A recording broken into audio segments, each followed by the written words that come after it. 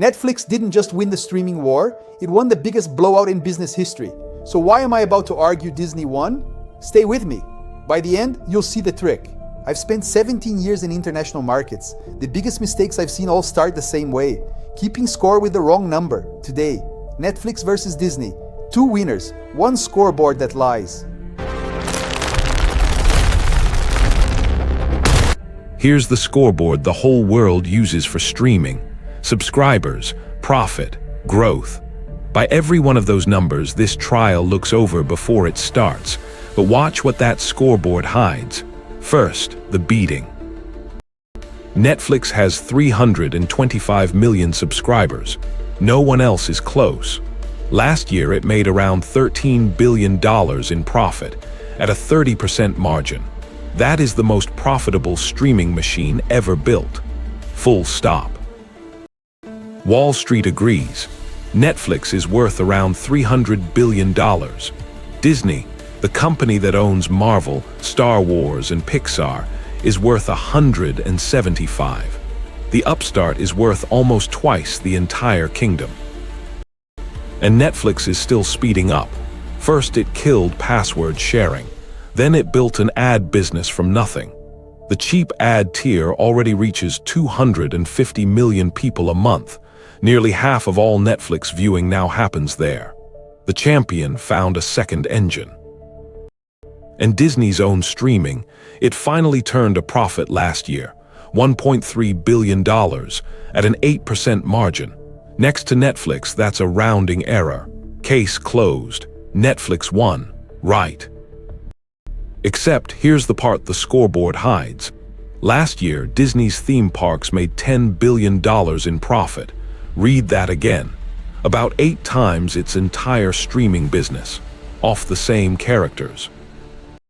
That's the trick.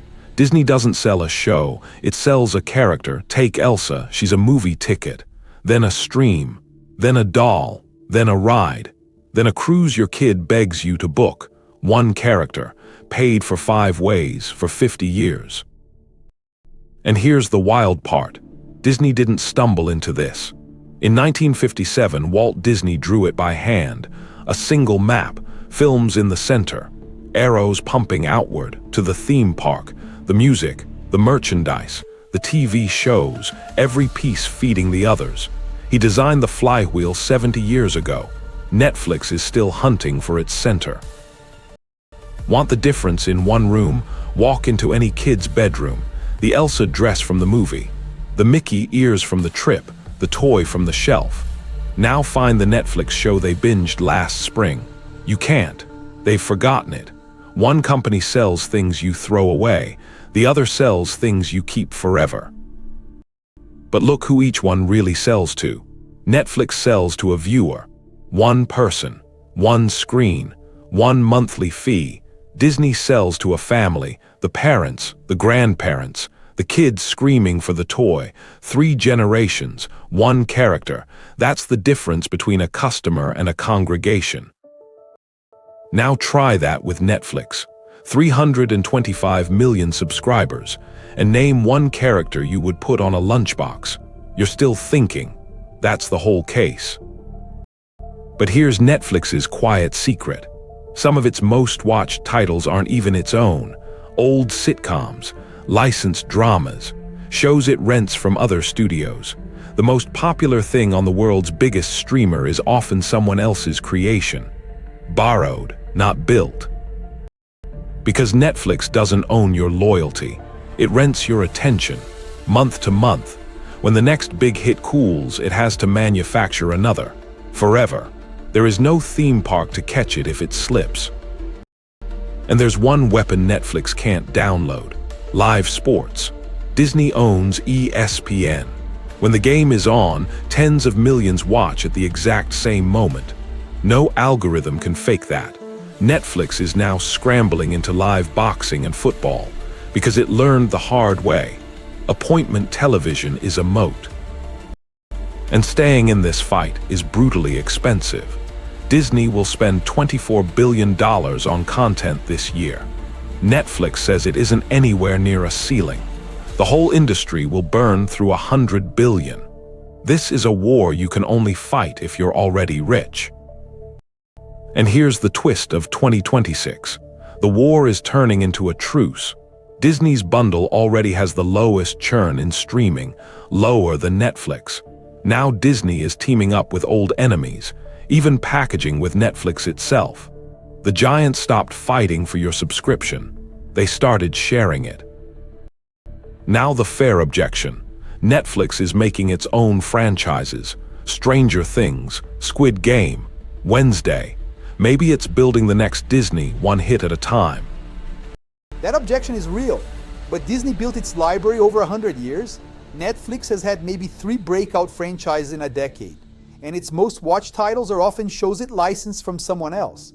Renting hits is not the same as owning a universe. But don't crown Disney either. Its parks are cyclical. When the economy dips, families skip the trip. Early 2026 is already showing a slowdown, and a run of box office misses proved even Disney can forget how to make the magic. The flywheel only spins if the movies still land. So here's the verdict. Who won the streaming war? Netflix. It isn't close. Who won entertainment? Disney. By a mile you can't even see from the streaming scoreboard. Because they were never in the same fight. Netflix sells you time. The hours you spend tonight. Disney sells you memory. The childhood you keep for 50 years. And the market is pricing Netflix like it already won a game it isn't even playing. 2 winners, 1 misleading scoreboard. Netflix is the greatest streamer ever made. Disney is something rarer, a machine that turns a single story into a lifetime of payments. The verdict goes to appeal. 3 AI systems got the charge and the evidence. Here's what each said, genuinely, uncoached. The verdict accurately highlights the fundamental differences in business models between Netflix and Disney, emphasizing that while Netflix may have dominated the streaming space, Disney's strength lies in its multi-channel, multi-generational IP monetization strategy. However, the true measure of long-term success may hinge on Netflix's ability to develop and sustain franchises that can rival Disney's enduring cultural icons. The streaming war's outcome might be more nuanced, as Netflix's current lead could be vulnerable if it fails to evolve beyond its current hit-driven model. The verdict accurately dissects the fundamental difference between Netflix's efficient time, monetization, and Disney's durable memory enterprise, demonstrating they operate in distinct economic spheres. While Netflix's streaming dominance is clear, the market's current valuation of it likely does overstate its long-term IP sustainability compared to Disney's proven multi-generational, multi-platform ecosystem.